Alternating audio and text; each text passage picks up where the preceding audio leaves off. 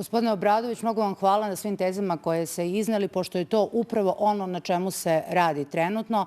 Ja bih ponovo se vratila na gospođu Stojković. Vi ste javno u programu nacionalne televizije rekli da vas ne interesuju prava žena. Nije moguće da jedna žena, jedna fakultetski obrazovana žena tako nešto kaže i još gore da tako nešto misli. Ja bih se vratila na naše žene, na žene u Srbiji koje su, osim toga što su decenijama, vekovima pokazala da su snažne, jake i hrabre, radi se o sve više obrazovanim ženama. Podaci svake godine žene koje završe fakultete, među njima su, odnosno sve osobe koje završe fakultete, među njima su 60% žene, a oko 40% muškarci.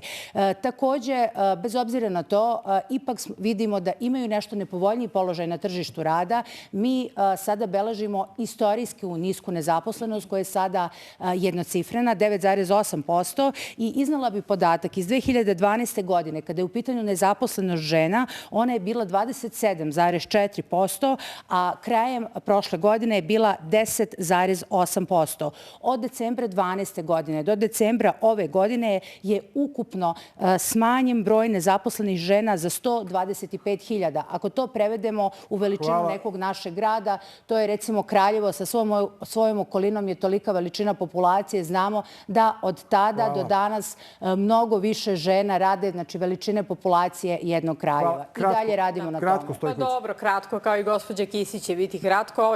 Nikako da odgovorite argumentom na to da su deca diskriminisana, već idete napadima nad hominem, da li sam ja nešto negde rekla, to možemo da raspravimo, da nam date link pa da vidimo. A ja vas evo da pitam kad idemo tako, jeste vi bili nekad u COVID bolnici, da li ste videli COVID pacijenta i da li ste pili vino sa Vulinom u situaciji kada to nije smelo? To je onako u vašem stilu jedno pitanje. U COVID bolnici jesam bila. Onda bih pitala, sačekajte na red, onda bih pitala, pošto žene rade u teškim uslovima, ja se slažem, da li muškarci u Srbiji rade u teškim uslovima, da li muškarce rade za strane investitore? Dakle, ne možemo tako delimično gledati, mislim, pazite, i muškarci i žene rade, ajde da budemo malo pošteni. Druga stvar, zašto žene možda nekad nisu plaćene? Zato što obično biraju suficitarna zanimanja, dok muškarci rade deficitarna zanimanja. Dakle, vi kad odete u rudnik ili kad odete u gradsku čistoću, nećete vidjeti muškarce. Samim tim su i deficitarna zanimanja, samo se malo smirite, deficitarna zanimanja su više plaćena. Tako da moramo da imamo neku realnu sliku, molim vas. Ne možemo ovako ideološki da pristupamo, već moramo da imamo realnu sliku. Dakle, mi u našem životu imamo očeve, imamo sinove, imamo muževe, imamo i muškarce. Šta je sa njihovim zdravljem, šta je sa svima ostalim? Produžit ću za 2 minuta da bi Đukić, Dejanović i Đorđević mogli da kažu. Dakle, naši zakoni su izvanredni.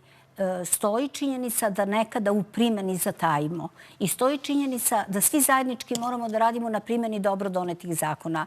Radna mesta su nominovana na način da su podjednako plaćena. Ali ako u jednoj porodici treba negovati bolesnog člana